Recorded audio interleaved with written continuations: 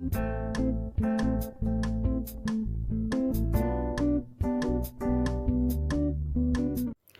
And welcome back to my channel Blossoms with Richa. तो आज मैं जिस प्लांट की बात करूंगी वो है हमारा रात रानी, वाइट रात रानी। तो आपने सब जगह देखा होगा, पर ये एक एक्जॉटिक प्लांट है जो कि येलो रात रानी है।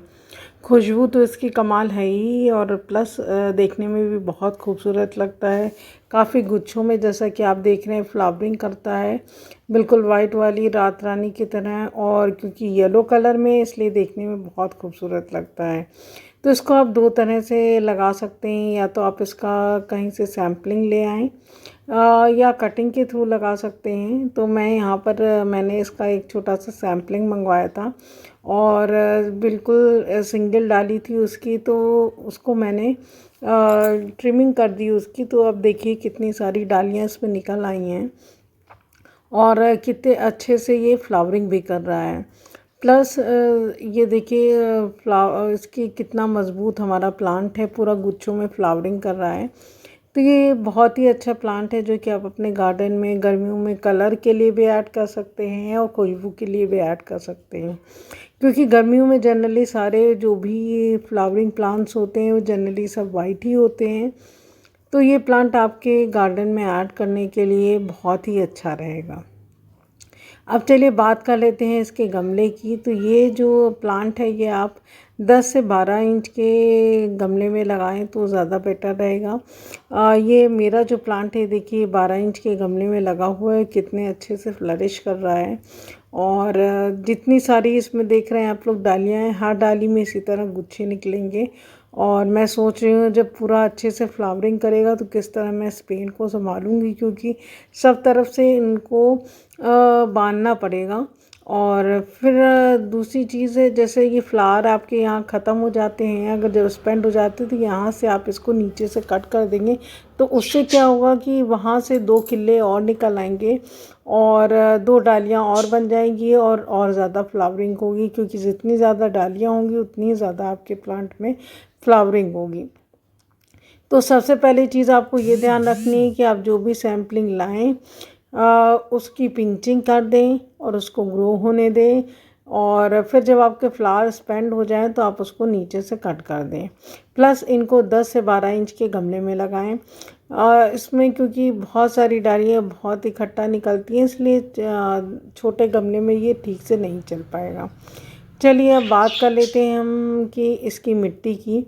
तो इसमें जो हम मिट्टी यूज़ करेंगे वो रहेगी हमारी 40% गार्डन सॉइल, 30% इसमें रहेगी वर्मी कंपोस्ट, एंड रेस्ट इसमें हम कोकोपीट ऐड करेंगे। कोकोपीट अगर आपके पास नहीं अवेलेबल है तो आप राइस हस्क का भी उसकी जगह यूज़ कर सकते हैं, क्योंकि इसको एक वेल ड्रेन सॉइल चाहिए और बहुत ज़्यादा नमी की इसको ज़रूरत नहीं है।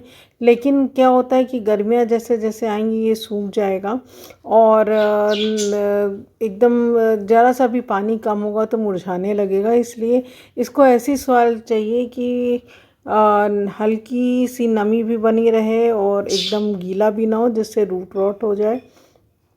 तो उसके लिए हमें राइस हस्क या कोकोपीट का यूज़ करना पड़ेगा। तो अब बात हो गई सैम्पलिंग की, कि जो आपने लाके अपने किस तरह आप अपने गार्डन में लगाएंगे। अब हम बात कर लेते हैं कि इसके नेक्स्ट प्रोसीजर की, कि इसमें कटिंग के थ्रू हम कैसे लगाएंगे ये प्लांट। कटिंग के थ्रू भी बहुत आसानी से ये प्लांट लग जाता है, इसमें ज़्यादा कुछ आपको करने की ज़रूरत नहीं है। इस मामले में ये बहुत ही हार्डी प्लांट है कि इसकी कटिंग तुरंत लग जाती है। और ये प्लांट आप मेरा देख रहे हैं, नीचे से एक सिंगल डाली आई हुई थी, और फिर मैंने जब यहाँ से इसकी पिंचिंग कर दी, तब फिर देखिए नीचे से भी और डालियाँ डेवलप हो गई, और ऊपर से तो बहुत सारी हो ही गई हैं डेवलप। तो पिंचिंग सैम्पलिंग का करना बहुत ज़रूरी है। अब बात कर लेते हैं हम कटिंग की। तो इसकी कटिंग लगाने के लिए हमें ये चीज़ ज़रूर से ध्यान रखनी है कि जो भी डाली हम कटिंग के लिए लें वो थोड़ी सी हेल्दी होनी चाहिए, क्योंकि अगर आप बहुत पतली या एकदम ग्रीन वाली डाली लेंगे तो आपका प्लांट डेवलप नहीं होगा। अब आप ये छोटा सा प्लांट हमारे गमले में देख रहे हैं, जो कि बड़े प्लांट के बगल में लगा हुआ है, तो ये कटिंग ही थी। जब मैंने प्लांट की छटाई की थी तो ये एक डाल मैंने यहाँ पर गाड़ दी थी, और देखिए नए प्लांट में डेवलप हो गया है। अब इसको मैं दूसरे गमले में शिफ्ट कर दूंगी। बस कटिंग लगाते समय आपको ये ध्यान रखना है कि 3 या 4 नोड होने बहुत ज़रूरी है। जैसे आपने ये डाली ली तो यहाँ से आप इसको कट कर देंगे, जिसमें कि 3-4 नोड आपके मिट्टी के अंदर जाने चाहिए यहाँ। और ये हमारी डाली देख रहे हैं आप, हेल्दी भी है, और क्योंकि बहुत मोटी तो इसकी डाली होती नहीं, लेकिन ये ग्रीन वाली नहीं है, ब्राउन वाली है, तो ये मजबूत डाली है। और इतना पोर्शन आप ज़मीन के अंदर इसका रखेंगे।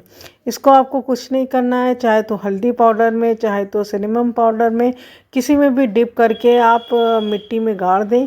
और बस ये ध्यान रखना है कि जब भी कटिंग लगाएं तो उसको ऐसे एरिया में रखें कि जहाँ पर धूप डायरेक्ट ना पड़े, इनडायरेक्ट सनलाइट आए, बट डायरेक्ट धूप ना पड़े, नहीं तो कटिंग जो है वो मुरझा जाएगी, क्योंकि बहुत ही जल्दी ये प्लांट धूप से मुरझा जाता है। तो इस तरह आप अपने एक प्लांट से कई प्लांट डेवलप कर सकते हैं। अब बात कर लेते हैं कि इसको कैसी जगह प्लेस करें। तो डायरेक्ट सनलाइट में इसको हमें प्लेस नहीं करना है। हमें इसको ऐसी जगह प्लेस करना है जहाँ से 2-3 घंटे की हमारी धूप मिले, बट इनडायरेक्ट फॉर्म में मिले। यानी कि इनको ऐसी जगह प्लेस करना है जहाँ 2-3 फ्लावर्स के बीच में, ये प्लांट्स के बीच में ये रहे, तो इनडायरेक्ट धूप छन के इसमें आती रहे। क्योंकि बहुत ज़्यादा तेज़ धूप में फिर ये प्लांट ज़रा सा भी इसमें अगर पानी कम होगा तो ये प्लांट हमारा जो है वो मुरझाने लगेगा। तो इस बात का हमें ख़ास ध्यान रखना है। और इसमें पानी तभी देना है जब हल्की सी ऊपर की जो लेयर है वो थोड़ी सी सूखी हो जाए। और इसीलिए मैंने कहा कि इसको उस जगह आप प्लेस करेंगे तो ज़रा सी सूखी भी हो जाएगी तो कोई दिक्कत नहीं होगी। बट अगर आप इसको डायरेक्ट धूप में रखेंगे तो आपका प्लांट तुरंत से मुरझा जाएगा पानी सूखते ही।